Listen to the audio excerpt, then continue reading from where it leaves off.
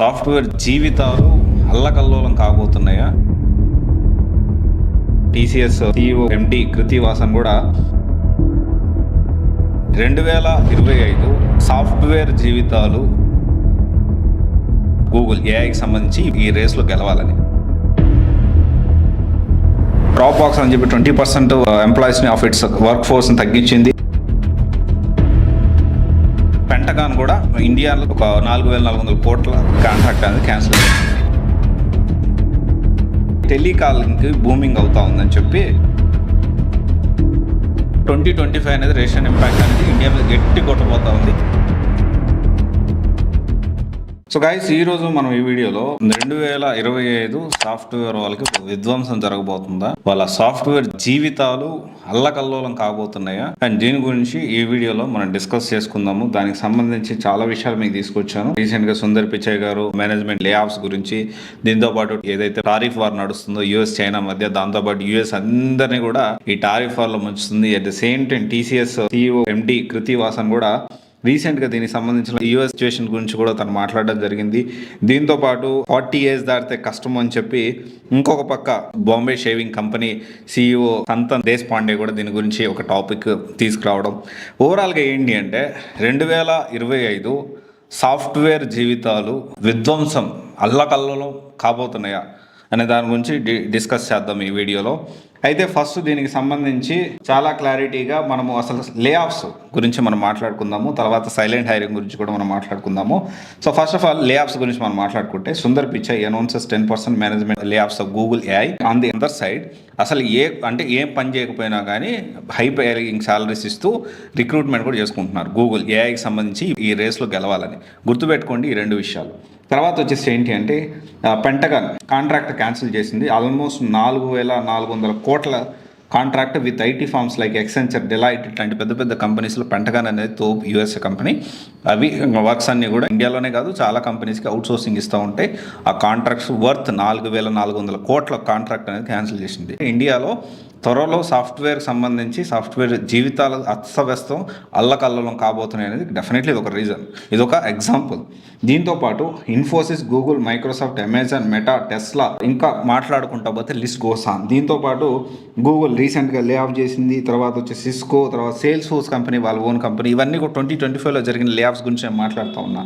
And దీంతో పాటు స్కైబాక్ security, తర్వాత డ్రాప్ బాక్స్ అని చెప్పి 20% ఎంప్లాయీస్ని ఆఫ్ ఇట్స్ వర్క్ ఫోర్స్ని తగ్గించింది. అమెజాన్ జనవరి 29 దీని కూడా లే ఆఫ్స్ ప్రకటించింది. తర్వాత మైక్రోసాఫ్ట్. అండ్ ఈ లే ఆఫ్స్ గురించి కేవలం ఎన్ని కంపెనీస్లో ఆ లిస్టు, ఎంతమంది, ఏ ఫీల్డ్స్, ఏ దాంట్లో జాబులు పోయాయని మాట్లాడుకుంటూ పోతే ఇంకొక గంట సేపు పడుతుంది. 2025లో అన్ని ఉద్యోగాలు పోయాయి నిజంగానే. ఈ మనం చూడండి US టారిఫ్ కూడా చూడండి. ఇప్పటికిప్పుడు అంటే US వాళ్ళు 145 అంటున్నారు, చైనా వాళ్ళు 125 అంటున్నారు, మన ఇండియా మీద అరౌండ్ 26% ఏమో టారిఫ్ వేశారు. ఈ ఇంపాక్ట్ అనేది ఒక 2 months తర్వాత మొదలవబోతుంది. And at the same time Pentagon కూడా ఇండియాలో ఒక 4,400 కోట్ల కాంట్రాక్ట్ అనేది క్యాన్సిల్ చేసింది. ఇది ఒక సైడ్, లే ఆఫ్స్ అనేది ఒక side. On the other side 96% of employer are hiring అని చెప్పి నౌకరీ రీసెంట్గా ఒక రిపోర్ట్లో తెలిసింది. అంటే ఎంప్లాయర్స్ హైరింగ్ చేసుకుంటున్నారని. ఇంకొకటి టెలికాలింగ్కి బూమింగ్ అవుతా ఉందని చెప్పి దాని గురించి బాగా రిక్రూట్మెంట్ చేసుకోవడానికి ప్లాన్ చేస్తున్నారని ఇంకో సైడ్.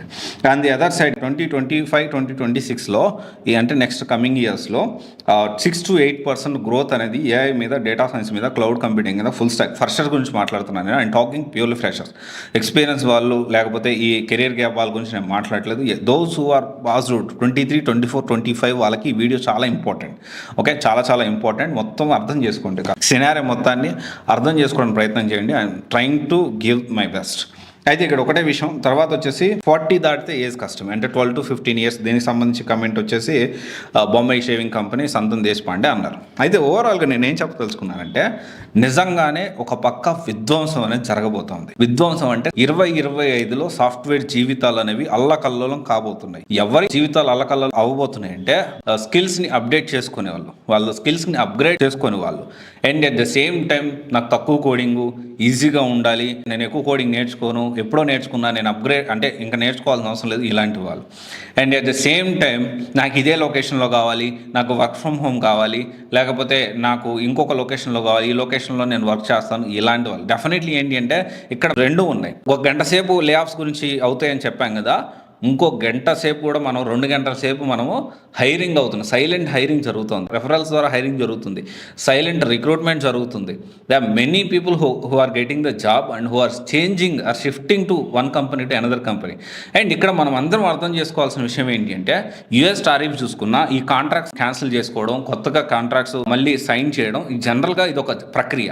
బట్ డెఫినెట్లీ ఒక విషయం అయితే ఉంది, యుఎస్ టారిఫ్ ఏదైతే చేంజ్ చేశారో ఈ ఇంపాక్ట్ అనేది ఇంకో నెక్స్ట్ 2-3 నెలల్లో స్టార్ట్ అవ్వబోతుంది. సో డేంజర్ బెల్స్ అనేది రెసిషన్కి దగ్గరలో ఉన్నాము. పోయినసారి ఏంటి అంటే రెసిషన్ ఇంపాక్ట్ అనేది అసలు ఇండియాలో లేదు, 0 అని చెప్పొచ్చు. దానికి సంబంధించిన రిపోర్ట్స్ కూడా వచ్చాయి. 2024, 2023 చూసుకుంటే రేషన్ ఇంపాక్ట్ 0. బట్ 2025 అనేది రేషన్ ఇంపాక్ట్ అనేది ఇండియా మీద గట్టి కొట్టబోతా ఉంది. అండ్ 100% సాఫ్ట్వేర్ జీవితాలు ఖచ్చితంగా ఈసారి ఇంపాక్ట్ అయ్యేదానికి ఛాన్సెస్ అయితే ఉన్నాయి.